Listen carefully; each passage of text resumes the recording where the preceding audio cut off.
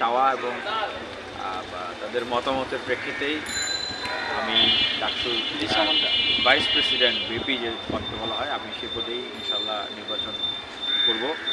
এবং আমি মনে করি যে আমার যে দীর্ঘ অ্যাক্টিভিজমে যুক্ত হওয়ার যে আকাঙ্ক্ষা 2018 সালের কোটা সংস্কার আন্দোলনের সময়, আমি সেই সময় স্যার এফ রহমান হলের সবচেয়ে নিরীহ শিক্ষার্থীটা ছিলাম, কিন্তু আমি কোটা সংস্কার আন্দোলনে যুক্ত হই। তারপরে আমার মনে হয় যে না, এই রাষ্ট্র ব্যবস্থার সংস্কার জরুরি এবং এই বিশ্ববিদ্যালয়ের যে পলিটিক্যাল কালচার, এটা সংস্কার জরুরি।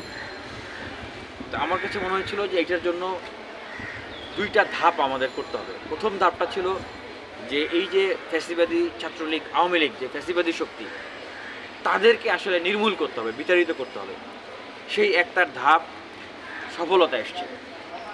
এই জন্য আপনারা মানে লক্ষ্য করলে দেখবেন যে বিশ্ববিদ্যালয়ে সেই 18 সাল থেকে এই আজ পর্যন্ত এমন কোনো শিক্ষার্থীদের অধিকার আদায়ের আন্দোলন হয়তো আপনি খুঁজে পাবেন না যে যেখানে আসলে অংশগ্রহণ করিনি। হ্যাঁ, যেই সময়টায় জেলখানায় ছিলাম সেই সময়টা তো জেলই কেটেছি, কীভাবে আন্দোলনে থাকবো। হ্যাঁ, এবং এই ফ্যাসিবাদ বিরোধী যে লড়াই সংগ্রাম ছিল, প্রত্যেকটা লড়াই সংগ্রাম অংশগ্রহণ করেছি। আমি 6 মাস জেল কেটেছি একবার, আবার জাতীয় নির্বাচনের আগে ভোটের অধিকার, শিক্ষার্থীদের অধিকারের কথা বলতে গিয়ে জেল কেটেছি। এবং আওয়ামী লীগের আমলেও এই ডাকসু চেয়ে এইখানে আন্দোলন করেছি, গেস্টরুম গণরুমের বিরুদ্ধে প্রতিবাদ করেছি। এই যে ফুলপরীকে স্বাধীনতা হানি করা হয়েছে সেটা নিয়ে প্রতিবাদ করেছি। আবরার ফাহাদের যে হত্যাকাণ্ড, সেটা নিয়ে প্রতিবাদ করেছি। বিশ্ববিদ্যালয় ক্যাম্পাসগুলোতে শিক্ষার্থীদের যে আবাসন সংকট, সেই অধিকার নিয়ে কথা বলেছি।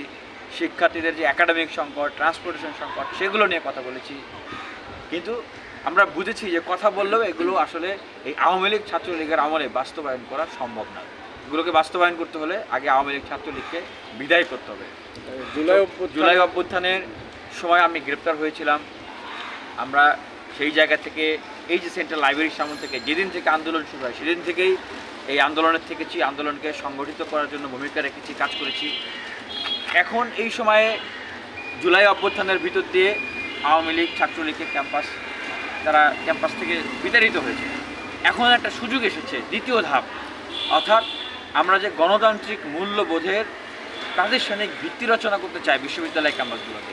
সবাই সবাইকে সম্মান করবে, শ্রদ্ধা করবে এবং বিশ্ববিদ্যালয়ে নতুন করে দলীয় দাসত্ব এবং লেজির ভিত্তির যে রাজনীতি, পেশি শক্তি, কালো টাকার রাজনীতি, সেটা ফিরে আসবে না। সেই রকম পরিবেশ তৈরি করার এখন সময় হয়েছে।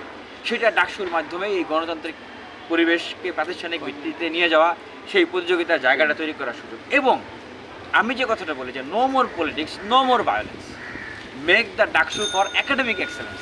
ডাকসুকে একটা একাডেমিক এক্সেলেন্সের জায়গায় নিয়ে যেতে হবে।